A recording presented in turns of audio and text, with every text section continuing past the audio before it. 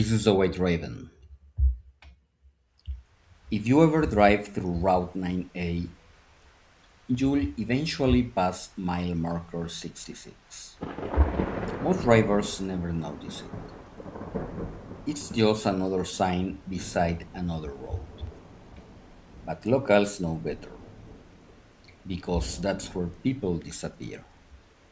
Not because they get lost, not because they crash, not because they are kidnapped. They disappear because they choose to live. They walk into the woods, smile, and never come back. At least, that's what the security cameras show. State Trooper Daniel Mercer hated night shifts, especially on Route 9A. The highway had a reputation: strange accidents, missing persons, ghost sightings. Most cops laughed at the stories. Daniel tried to, but lately that had become difficult. Three people had vanished during the previous month, all near mile marker 66, all without explanation. Tonight, a fourth person was missing. The call came shortly after midnight. A woman reported her husband missing. His truck had been found abandoned beside the road, engine running, doors open, wallet inside, phone inside, but no sign of the driver. Daniel arrived 30 minutes later. The truck sat exactly where dispatch described: alone, silent, waiting. The forest stretched behind it, dense, black, endless. Daniel swept his flashlight across the trees. Nothing. Yet something felt wrong. The woods seemed too quiet. No birds, no insects, nothing. As if the entire forest was holding its breath. Then he noticed a sign: mile marker 66. Daniel frowned. The missing persons report suddenly became less comforting, because every recent disappearance happened here, exactly here. By dawn, search teams found nothing: no footprints, no blood, no body. The missing man had simply vanished, just like the others. Daniel returned to the station, frustrated. That's when he discovered the security footage. A Department of Transportation camera overlooked mile marker 66. Nobody expected much. But when Daniel reviewed the footage, his blood ran cold. At 11:42 p.m., the missing man exited his truck, looked toward the forest, and smiled.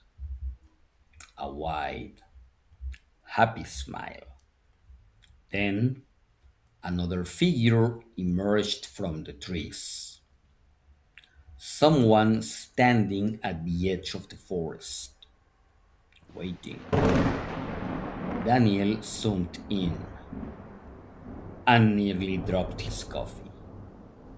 The second figure was identical. Same face, same clothes, same height, same everything.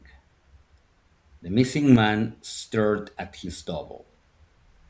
then calmly followed it into the woods, never looking back. Daniel watched the footage 3 times, four, five. The result never changed. The man had followed himself. The trooper dug through old case files. Every disappearance showed the same pattern. Every victim appeared calm. Every victim smiled. Every victim followed someone into the forest, someone identical to them. That night, Daniel returned alone, against orders, against common sense, against every instinct screaming at him not to go, because he needed answers. Rain drifted through the darkness. His patrol vehicle sat beside mile marker 66, engine running, shotgun ready, body camera recording. Daniel stepped toward the trees, flashlight trembling in his hand. The forest seemed darker than before, deeper, wrong somehow, like the darkness extended farther than it should.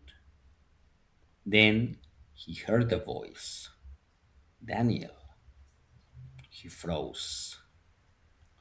The voice came from inside the forest, soft, familiar. Daniel. His heart skipped because he recognized it. His father's voice.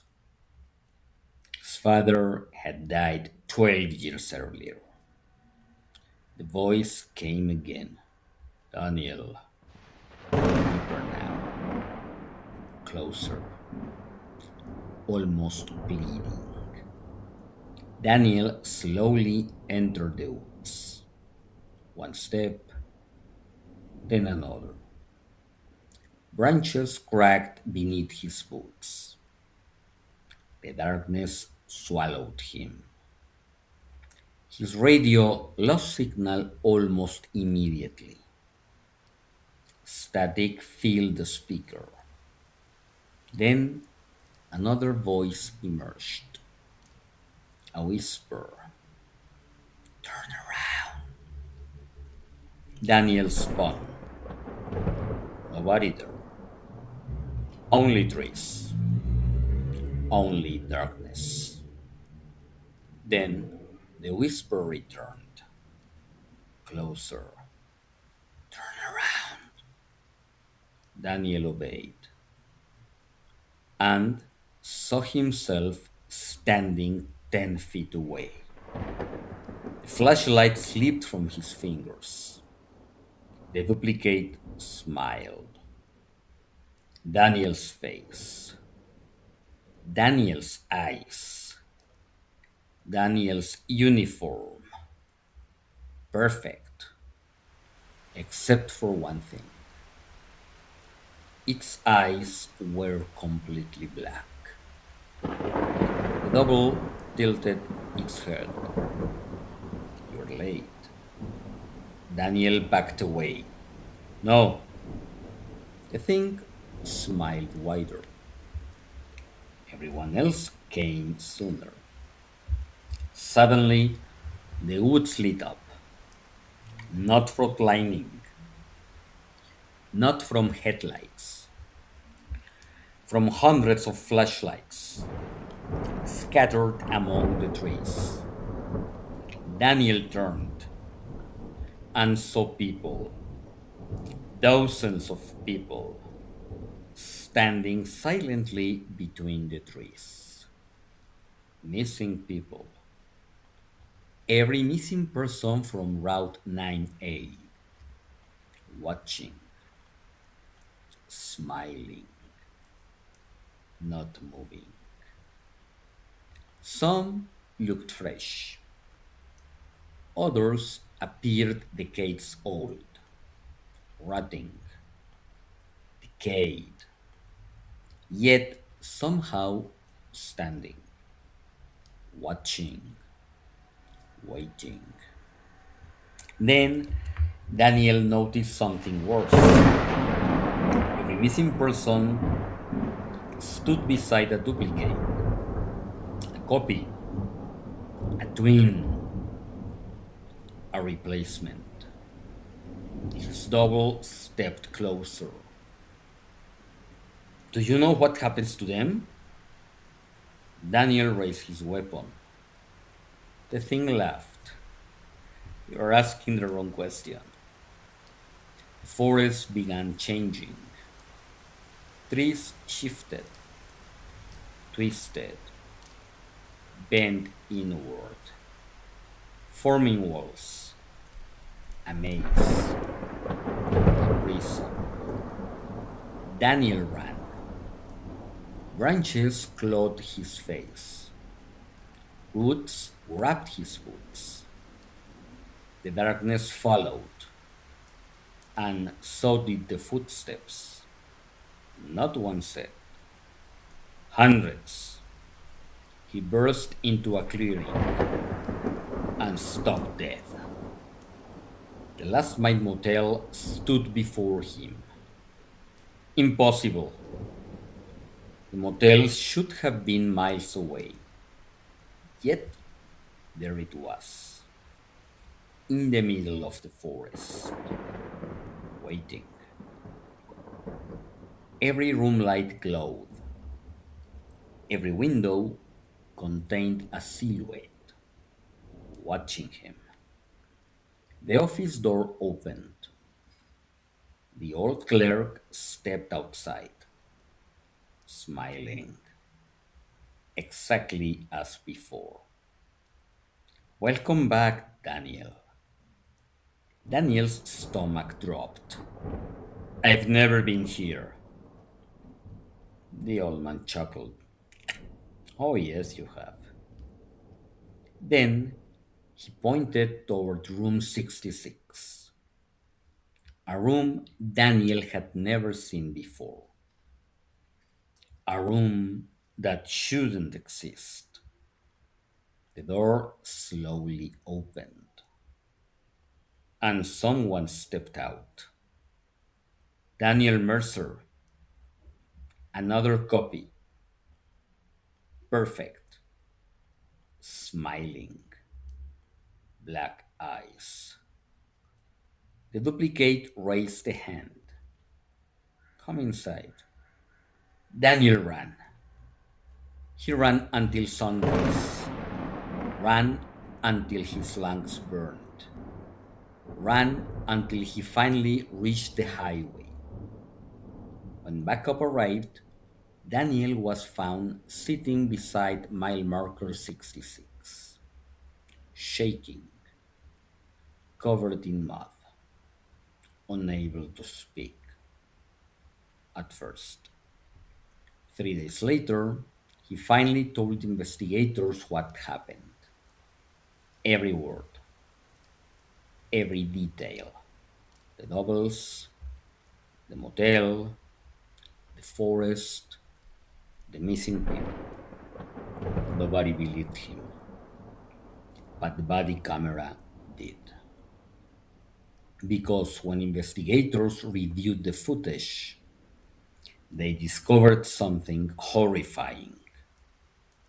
Daniel had never entered the forest alone. For the entire recording, a second Daniel walked beside him, just outside flashlight range, smiling. The final frame of the body camera freezes. Investigators zoom in. The second Daniel is visible for less than 1 second, standing behind a tree.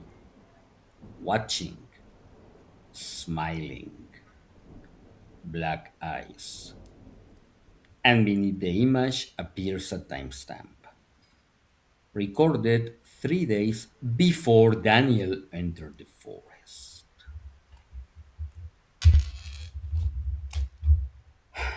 Could you have entered the forest at mile marker 66? Thank you for listening. This was the White Raven. If you like the story, please hit the like button, subscribe to the channel, hit the notification bell, share it with someone you think might also enjoy it. Leave a comment. I'd love to hear about you. And if you have a story and you would like it narrated by us, send it to the White Raven Stories at gmail.com. This was the White Raven. Till next time.